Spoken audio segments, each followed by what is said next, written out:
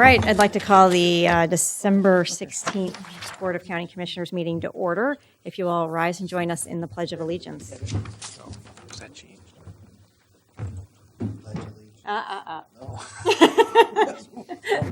Pledge of I pledge allegiance to the flag of the United States of America and to the republic for which it stands, one nation, under God, indivisible, with liberty and justice for all. timing. Sorry, Commissioner Bernard, the entire commission hadn't been standing. You couldn't see that. So, a delayed start. The first thing on our agenda today is the Housing Authority consent agenda, and we, as the board, sit as the Housing Authority board for these items. We have Erica Allison, who is part of that board when we are the Housing Board, and I will ask for a motion to approve the Housing Authority consent agenda. Good morning. Yes, I move for approval of the Housing Authority agenda. Do I have a second? Second. It's been moved by Commissioner Allison and seconded by Commissioner Lehan that we approve the Housing Authority consent agenda. Is there any discussion? All those in favor say aye. Aye. All those opposed? The ayes have it, and the motion is approved. Thank you. And Erica, Good lunch. thank you for coming in. Thank you. I'm off and running again. Okay, good. Bye-bye. Thanks.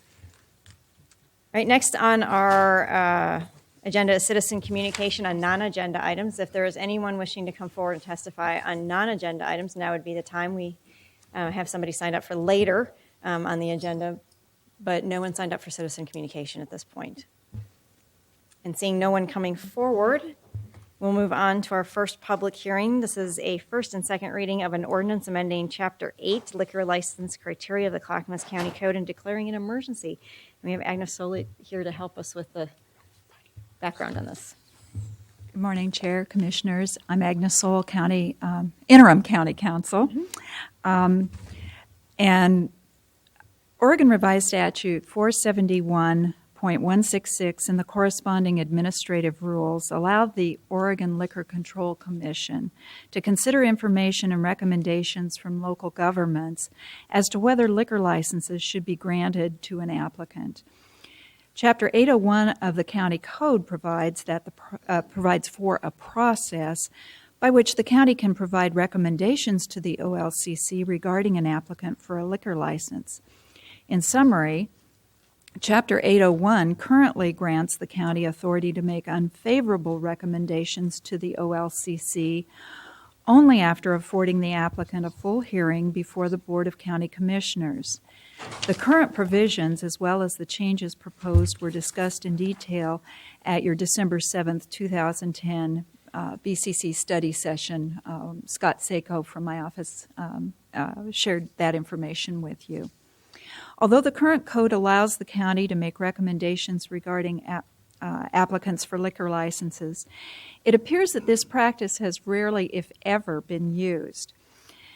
In fact, in order to increase the county involvement in the decision to issue or deny liquor licenses and to increase the frequency with which the county provides information or recommendations to the OLCC, a number of changes to our code have been proposed for the board's consideration.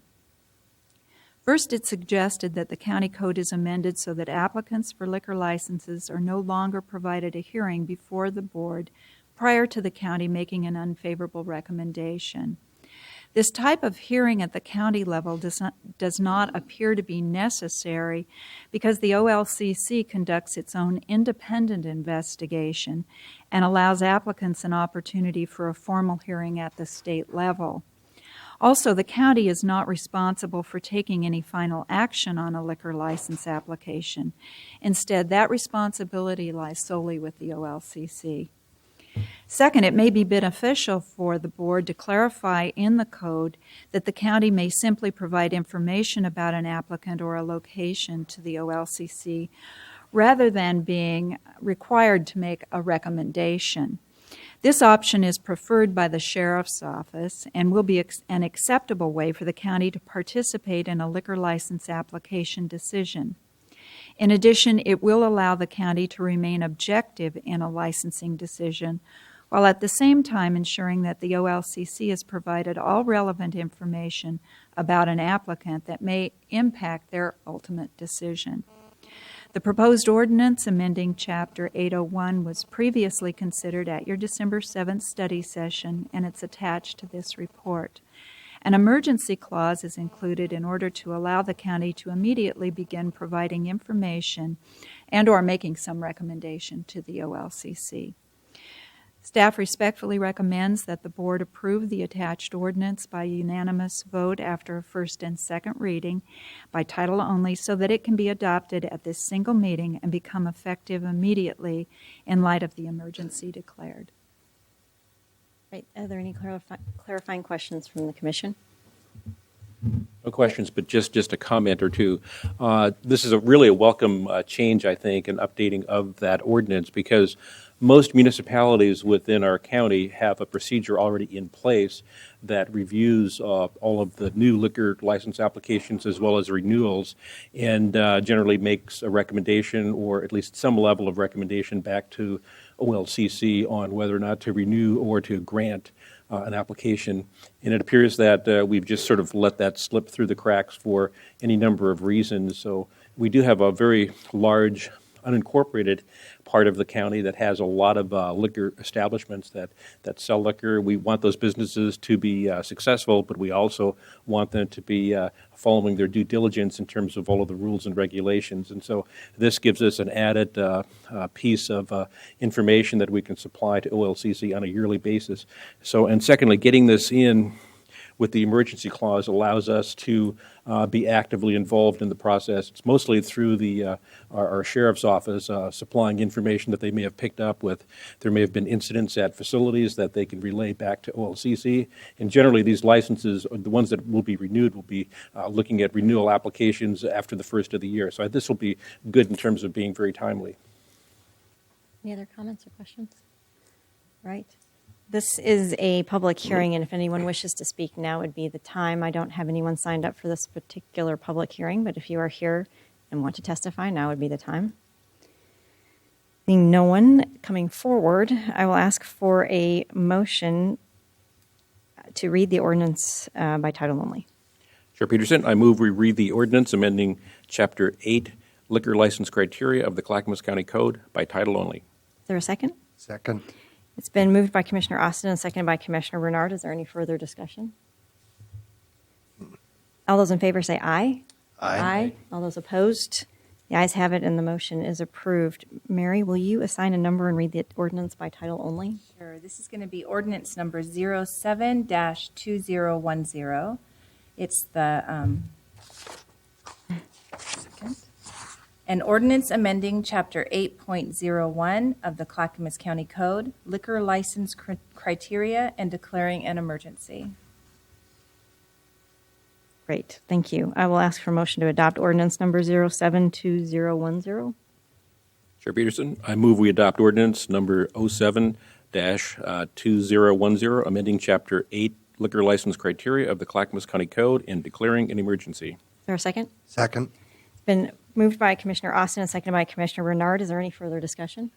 Chair Peterson, I would just like to thank everybody involved in this particular issue, Scott Sedaris from legal, as well as Drenda Howitt, following up with setting up lots of meetings, Sheriff's Department as well, and everybody involved there so that we could look at this and really update a 10-year-old ordinance to really be effective in handling maybe some of the issues we see with some of these establishments. So thanks very much, everybody.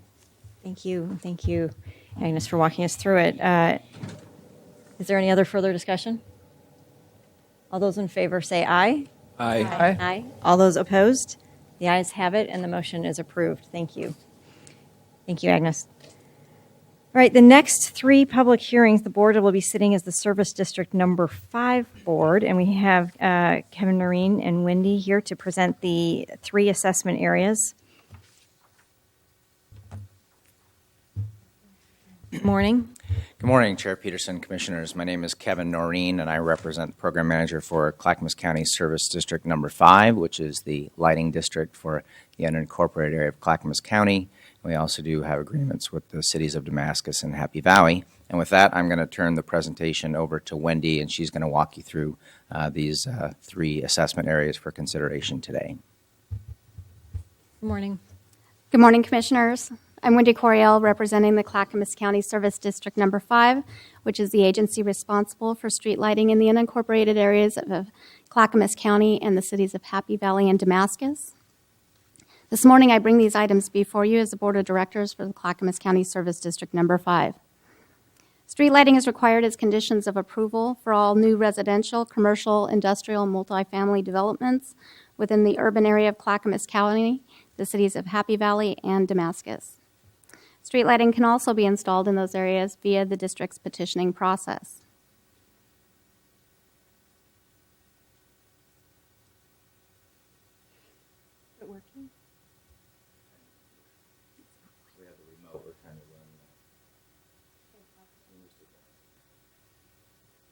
I'm kind of having some computer problems.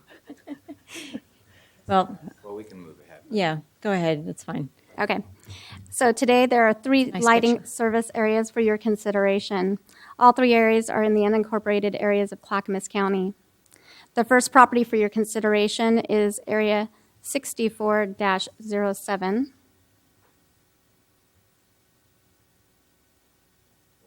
We'll keep moving Yeah. ahead. if that's okay. It's on the next slide, which is the Tulip subdivision. This is a 5-lot subdivision on Southeast Whipple Avenue. We are installing Cobra lights on existing poles, and this will come under rate B of $47.48 per tax lot per year. And there were no remonstrances received. The second area of your consideration is Area 01-10, which is the Oaks subdivision. This is a 4-lot subdivision on Southeast River Forest Road, and we're going to be installing Cobra lights on existing poles. And this will come under rate B of $47.48 per tax lot per year. And again, there's no remonstrances received. And the last item for your consideration, which is Area 17-10, RS Davis Recycling. This is a commercial development with 4 lots on Southeast Mather Road, and we'll be installing Cobra lights on aluminum poles. This will come under rate D of $1.19 per linear foot of frontage per tax lot per year. And there were no remonstrance received on that as well. And that concludes my presentation, and I'd be happy to answer any questions you may have. Great. Any questions? Nope. All right. This is a public hearing, and I don't have anyone signed up with a blue card for this agenda item. If you want to testify for or against the lighting proposals that we have before us, the assessment areas, now would be the time. Madam Chair. Question? Question, yes. Could you just describe for us what the public outreach in these areas has been, or when you Yes, when I'd you be make happy to do change? that. Can you forward to the next slide? Oh, the public outreach for the 3 assessments. For the 3 assessments? Yes. that So people can identify? we do send a letter of notification out to all of the property owners that sign in compliance letters for this and approve of that. We send letters out 2 weeks before the hearing so that they can then respond in approval or disapproval. And we have not received any responses one way or another on any of these properties. Thank you. Good question. Yeah. Commissioner Leininger. I just want to make sure I understand the way these matters come before us is that in an existing subdivision, am I right that someone has initiated the desire to have street lighting, and then you have to figure out how you would do it and pay for it? Or Well, it's not necessarily just a subdivision. It can be a partition subdivision, commercial project, industrial. And then what they do is, as they're going through the development process, we have to review the project and go out to the site and do a review on whether or not we require street lighting. And we do an assessment at that time to see whether or not there's adequate street lighting. And we make a judgment call. And then we move forward with the applicant to work with them. And then they, in turn, go to PGE to work out their plan. And we just facilitate that process for them. Anything to add? Well, yeah, so it's part of, these specifically are part of the land use process. So all 3 of these applications have gone through land use, either through a subdivision or a partition, and it's a condition of approval, if they're within the lighting district, that street lighting be added to their development. And then that's the process that Wendy just described, is it's that facilitation with them, but it's based on land use, and it's a condition of approval requiring them to have street lighting for their development. So And- that's, if that helps on the. So the reason that it comes to us is because unlike a city, it just seems sort of a cumbersome process that every time, 5 houses want a street light, you Right. guys need to come to us. Is it because it's the unincorporated area that it has to be done in this way? Yeah, it's a service district, and so we have an entire, as you can see on the map there, that is the boundary of the service district.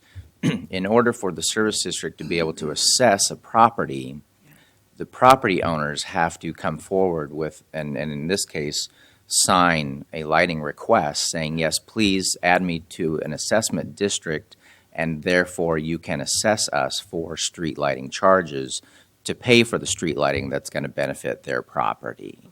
So if that, you're right, it's just one of those things with a 451 type of special district that in order for us to be able to assess property owners, we either have them go through, as Wendy said, a petition process, or in this case, when it's just one property owner, usually the developer for the subdivision, they sign that request, and that basically they are agreeing to become brought into the assessment area so that then we can assess them for street lighting charges.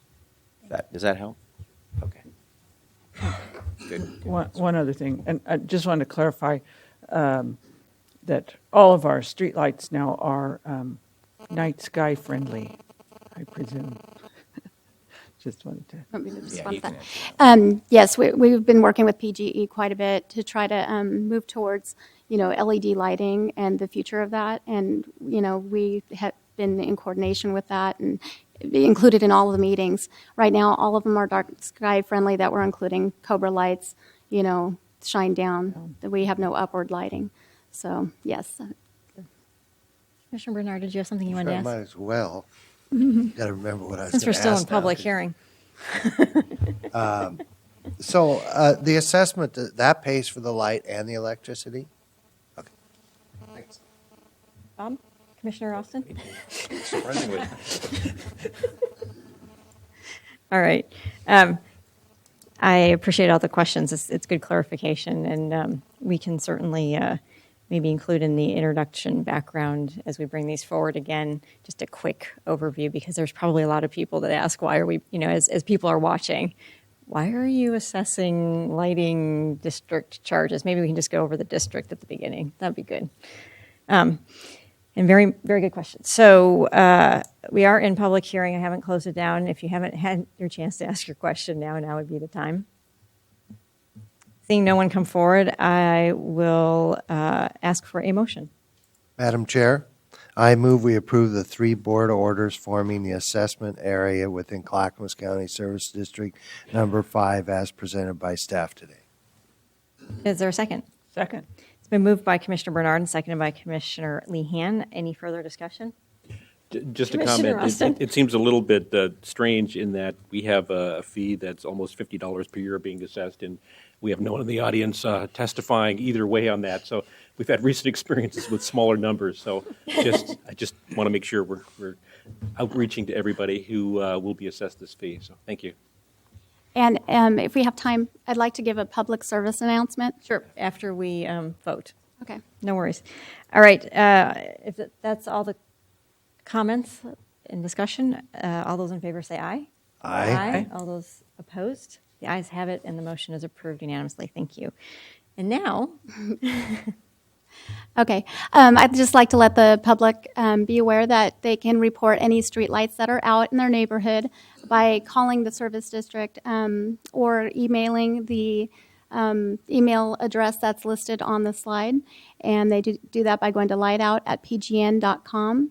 And they should be prepared with the map and pole number, which you will see a display on the right-hand side there. The PGE pole number is listed usually on every PGE pole. And if they need any assistance with that, they can feel free to call the service district. okay, thank you. Good work. Very much appreciated. All right, moving on, we've got one discussion item today, two discussion items today. First is a resolution clarifying federal jurisdiction for protecting surface water under the Clean Water Act. And we have Commissioner Austin. You wanted to kind of go over this resolution? Just let me give you a little bit of background, too. That the Clean Water Act was first passed federally 1970, something like that. So there have been a lot of issues that it has dealt with, and there have been a lot of court cases dealing with how that act will be implemented and lots of changes. And one of the things that we've been seeing recently is that, well, actually for the last probably 6 to 8 years, there have been some Supreme Court decisions that have essentially eliminated a lot of, or almost any enforcement of regulations on some of the tributary streams that lead up to what would call navigable waterways. So one of the things that we're seeing, at least within this county, within the metro area, all over the state and even the U.S., in terms of continued growth and need for clean water, especially municipal drinking water. Not to mention, we still have needs for agricultural uses, industrial uses too. So generally, when you get into the western U.S., we still have a fairly decent supply of water. I'm not going to talk about what's happening in California or desert environments or Arizona, but at least within the Northwest, we do seem to be we're blessed with a huge amount of water, but we need to be caring for it carefully too. So all this resolution does, it's based on a resolution that has been it's still being entertained by a couple of counties in this state, and several have adopted it all over the U.S., from Iowa to Nebraska, Pennsylvania, and a couple of other states. I don't have that list with me. I ran in without it, but there have been a number of states that have pursued it. And there are two ways to do this. One would be a resolution. This would be just drawing attention to the Congress that they should be looking very carefully at the Clean Water Act and what else they could do to strengthen it, especially to cover those areas that haven't been covered today. And another way to do it would be and some communities have done this, some cities, some counties have looked at writing letters to the Council on Environmental Quality. That way it deals with the rulemaking.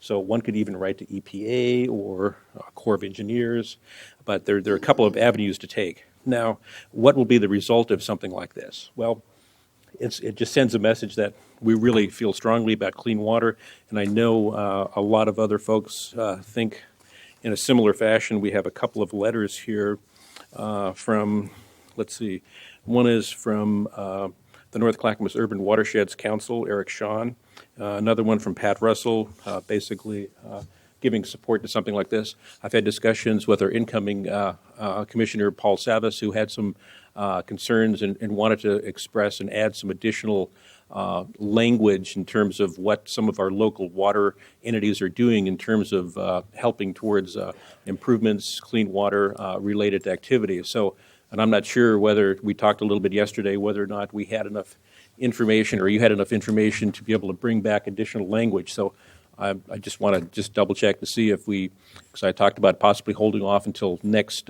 meeting next Wednesday to look at recognizing what some of our local entities are doing to have that added into the resolution. So I'm prepared to wait for that if that still seems like it would fit your schedule too.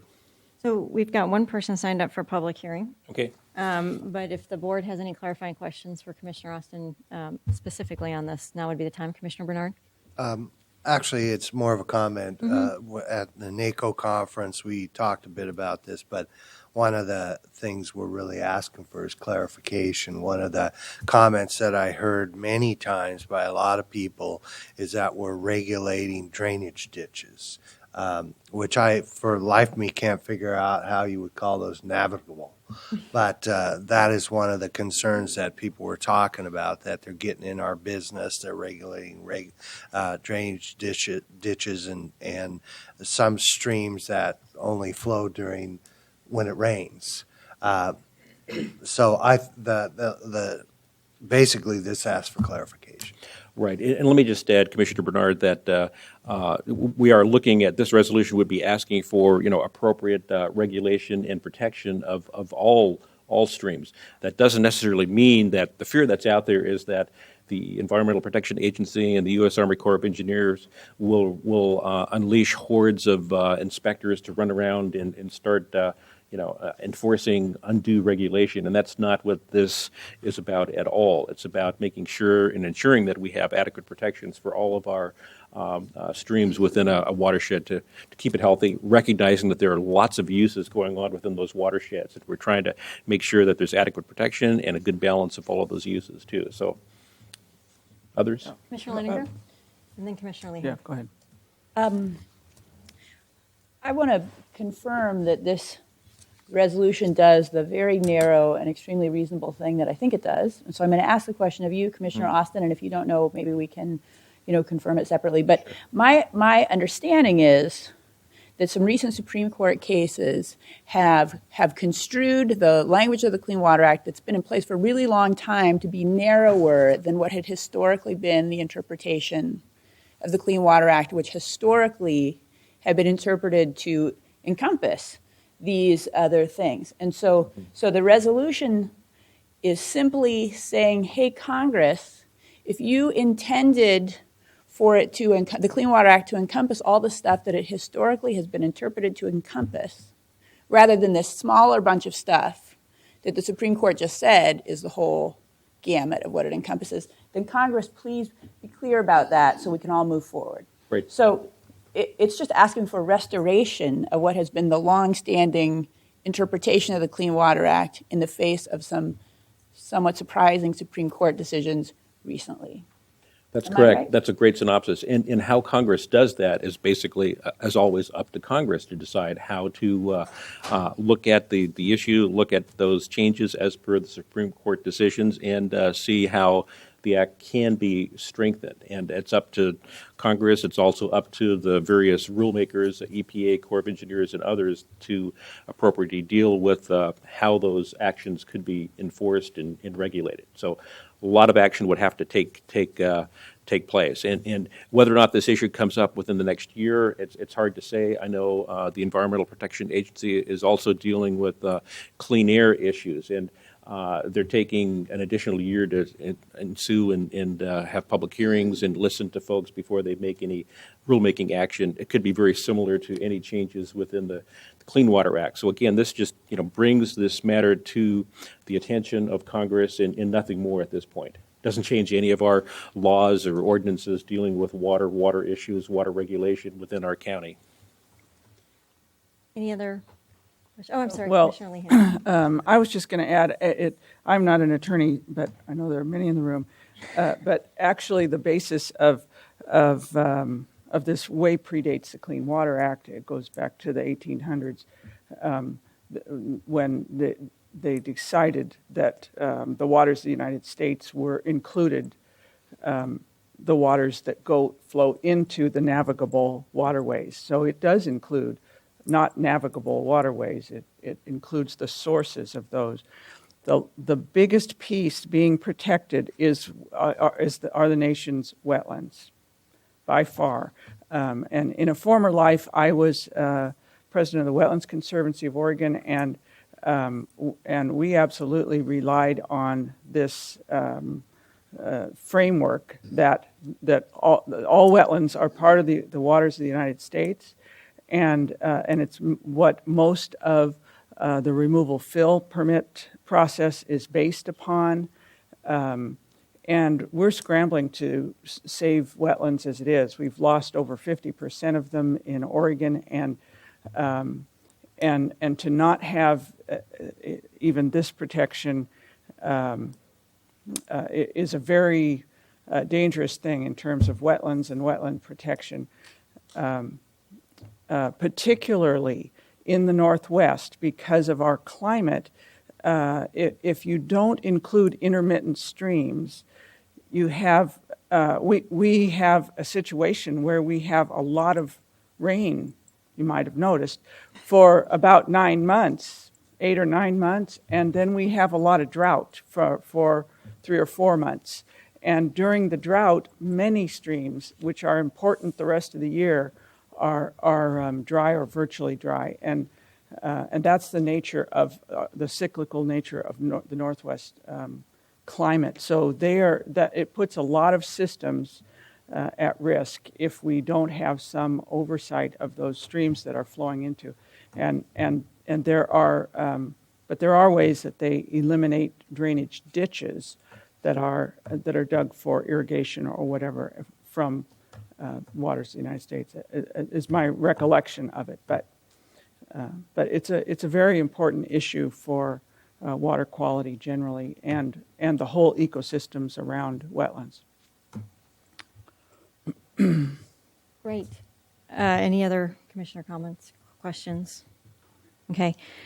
We do have one person signed up. This is a discussion item. If anyone wishes to speak, they are definitely invited. And we have one who's already signed up, and that's Mr. Michael Reed. Come on forward.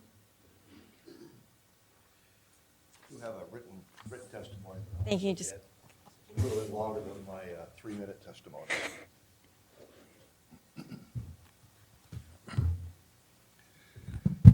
name and address for the record.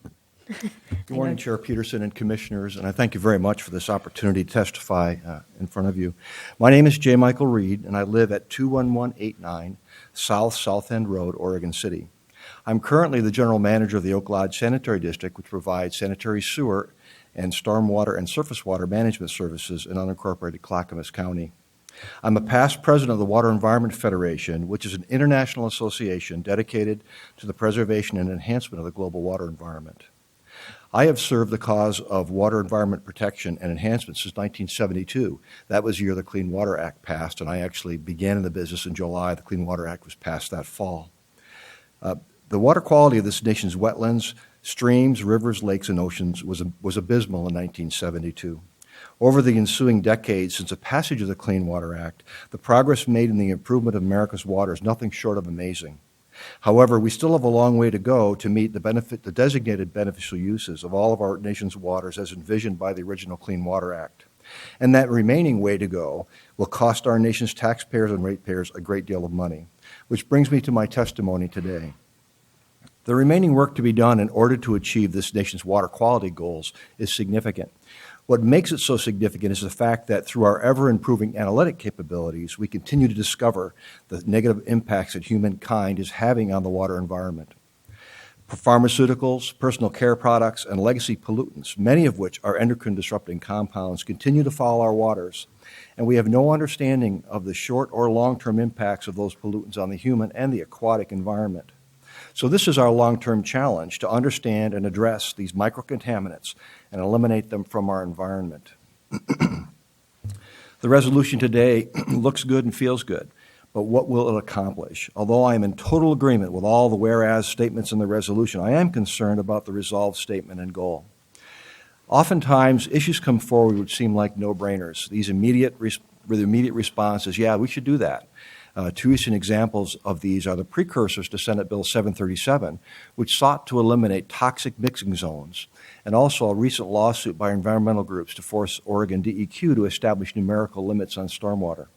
While on the face of these issues, it appears that they would benefit water quality, the fact was that they both would have cost our citizens billions of dollars in additional fees and charges and resulted in virtually no measurable improvement in water quality. So in regards to the resolution today, I ask that the board consider the following. First, what is the Conservation Leaders Network, and what are their goals in getting these resolutions passed by various county commissions? Have you all been to their website prior to voting on the resolutions they produced? Second, what are the potential expectations to be placed upon you as county commissioners after approving this resolution? Will you be expected to support numerical limits on stormwater, as an example? What are the potential costs to county taxpayers and stormwater ratepayers? What are the impacts on county agriculture? Will a field which seasonally floods be required to be treated before draining into a seasonal stream? In short, what are the unintended consequences of your passage, or non-passage, for that matter, of this resolution? For the past 2 decades, the Water Environment Federation and others have been pressing Congress to reauthorize the Clean Water Act. It is long overdue. If you want to effect real positive change in our nation's water quality, encourage your congressional delegation and your constituents to support the reauthorization of the Clean Water Act, or better yet, to develop a new Water Act that will incorporate the goals of the Clean Water Act and the Safe Drinking Water Act into one collaborative water law. Thank you for your testimony, accepting my testimony today. Thank you. Thank you for wrapping up.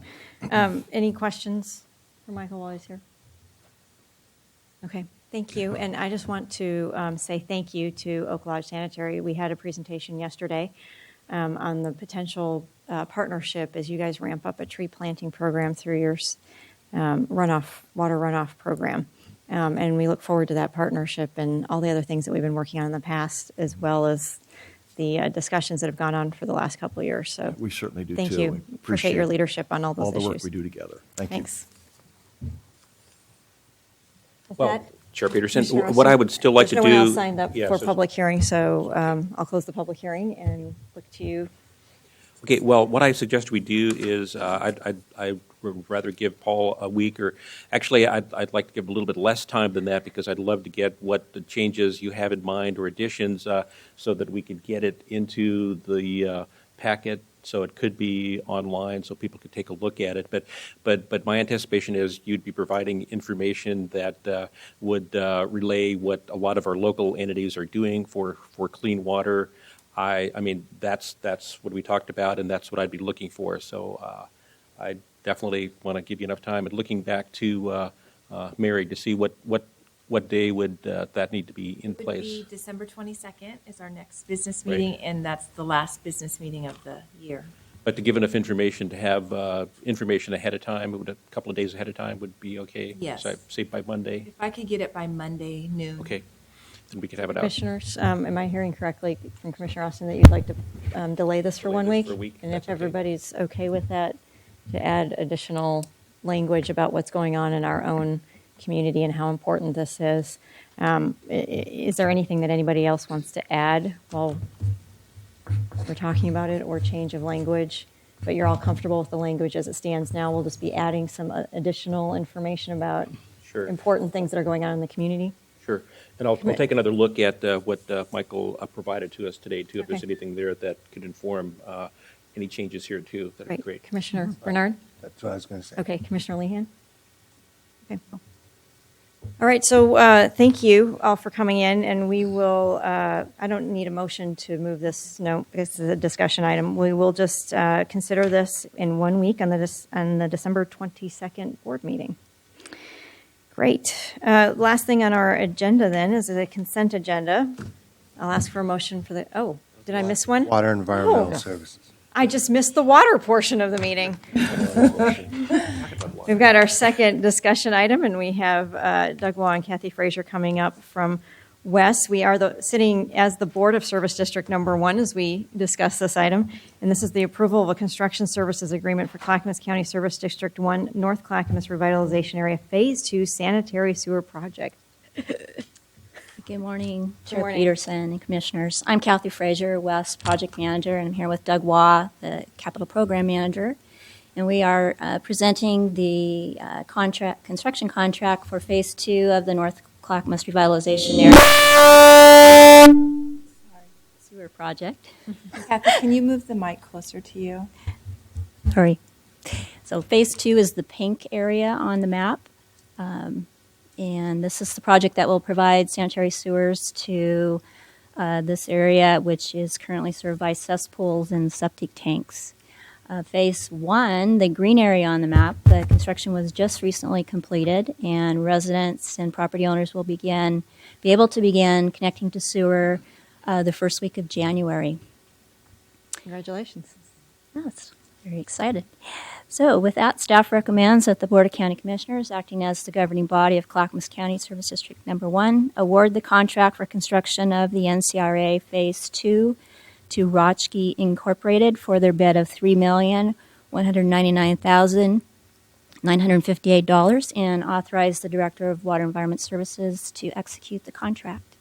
So we'd be happy to answer any questions that you might have. Commissioners, any clarifying questions? Any comments? Comments? Oh, I'm just really excited that this area is finally getting what it's needed for a long time. Johnson Creek, I mean, this Clean Water Act's a good example of this effort will really help the Johnson Creek watershed. So, and it's been something that has been discussed when I was mayor for a long, long time. And having knocked on a few of those doors and heard both sides, I'm excited that they have an opportunity to connect. And I believe this area, we're not forcing them to connect, but should their septic tank or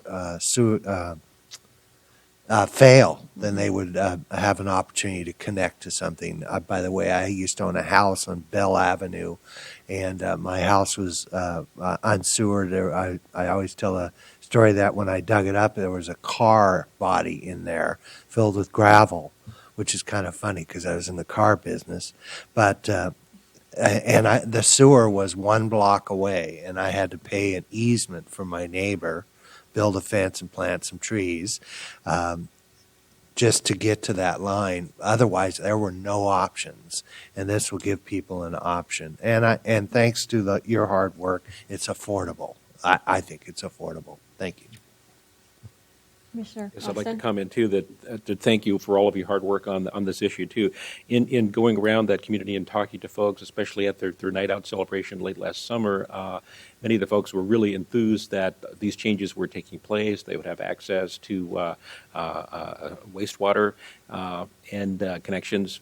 And they also were happy about the other issues. They finally realized that the county discovered them because they're at the very northernmost part of the county, and sometimes these edge communities get sort of forgotten about or lost in the shuffle. So they were really enthused that we were paying attention to their needs and we're making improvements, not only with wastewater, but also with a lot of the paving that was going on and sidewalks. So people were really, really happy about some of the positive changes happening to their community. So again, thanks to everybody involved.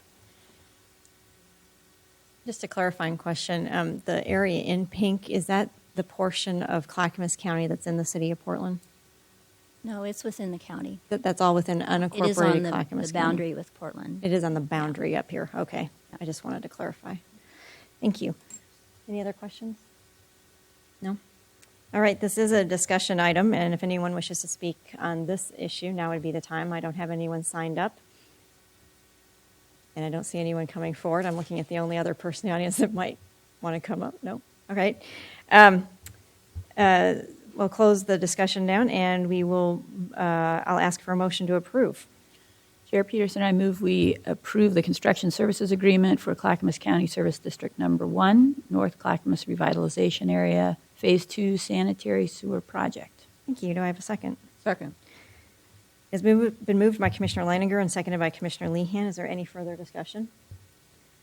I just want to add my 2 cents of thank you to getting this to this point, and not only helping with the Johnson Creek watershed, but just the health of that area for those folks and everybody who lives in that area. And it's a good move forward, and it is a good funding tool. Thank you, Commissioner Bernard, for bringing that up. The Urban Renewal District that we created just to help with this issue to bring down costs. So it's an awesome, awesome partnership. So thank you. There are no other comments? All those in favor say aye. Aye. All those opposed? The ayes have it, and the motion is approved. Thank you. Thank you to both of you. Very much. All right, now we are ready to move on to the consent agenda, and I'll ask for a motion to approve the consent agenda. I move we approve the consent agenda. Have a second? Second. It's been moved by Commissioner Bernard and seconded by Commissioner Austin that we approve the consent agenda. Is there any further discussion? Seeing none, all those in favor say aye. Aye. All those opposed? The ayes have it, and the motion is approved. Thanks. Moving on to Commissioner Communication. Who would like to start? Commissioner Lehan. I have nothing this week, so other than happy holidays and have a safe season. Good. Commissioner Austin. Well, I'd just like to add that I attended a council meeting this week. I think it was, which night was that? Probably Wednesday night, I believe, at the city of Damascus, where, let's see, the city has been in place for a little over 6 years now, and they were able to have their final discussion and adoption of what they call their comprehensive plan through ordinance. So now it goes on to DLCD, and this is something that I think probably the region has been waiting for a long time, so that activities can now begin to hopefully take place. They'll be working on their codes next, and so just congratulations to all of the city council members, the mayor, and all of the staff that has worked really, really hard on that issue. They've had oodles of public meetings and some setbacks at times, and they've entertained probably every potential option that is out there. They've brought in experts from, worldwide, if you will, to help them and come up with a plan that will work for the community. So I'm hopeful that this is a great step forward for them as, part of our county and part of our metro region too, to have a decent plan developed that will provide good, livable community space for all of their needs into the future. Thank you. Commissioner Langer.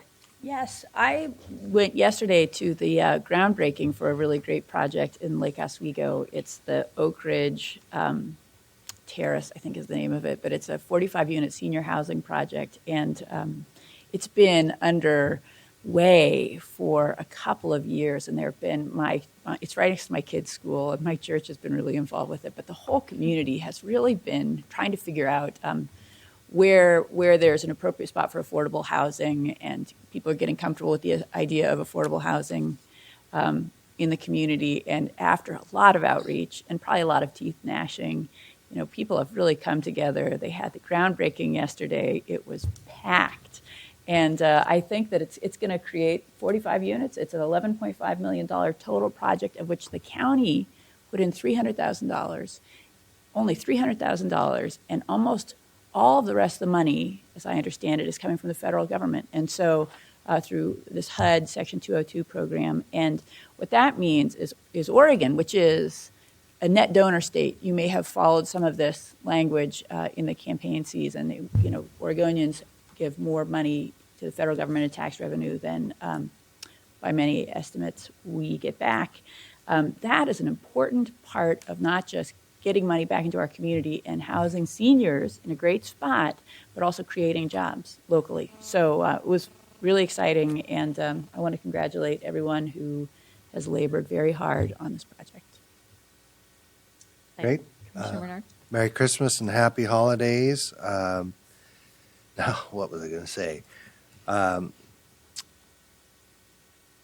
One of the things that I think is important is to thank the many mayors and city councilors that will be leaving in January. Some have been around a long time, particularly the mayor of Sandy, Linda Malone. The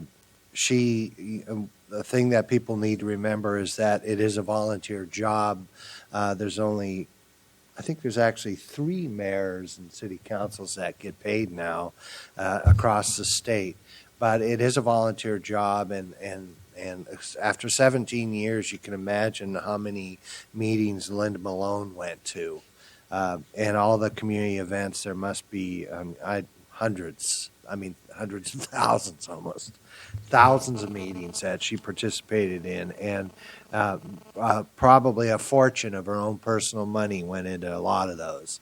So thank you all and for your volunteerism, and I hope that in the future you will be participating in the many fun activities that Clackamas County provides and volunteering on some of our boards. I know that tourism, some of the former city councilors are now on our tourism board, so appreciate your support in the past and appreciate you looking to the future and helping us in our endeavors. Thank you. That was great. Thank you. I don't really have anything to add this week. Steve? I do have one bit of good information that I just thought of that I think bears some public recognition. A little over 2 years ago, we opened our Development Services Building, which is the companion building where we're sitting now, the Public Services Building. And one of the enduring qualities that this board has been asking for is that we develop in a sustainable manner. So to that end, I'm really happy and pleased to report that after a rigorous review by the LEED program, which stands for Leadership in Energy and Environmental Design, put together by the U.S. Green Building Council, that building, the DSB Development Services Building, has received a gold recognition, which is 1 grade higher than this building, which is silver recognition. Both are very good. Both show strong components of design and materials and systems. And I think that's worthy and noteworthy for people to recognize. So pleased to report that to everyone. That's great, and that means a lot of energy efficiency is going on over there, saving us a lot of money. It is, yes. So it's a potentially a little higher cost up front, but a big savings over time. It should pay off over time, over life cycle costing, as we call it. Very, very good point. Any further comments? Any other business before the commission? All right, with that, we are adjourned for the day.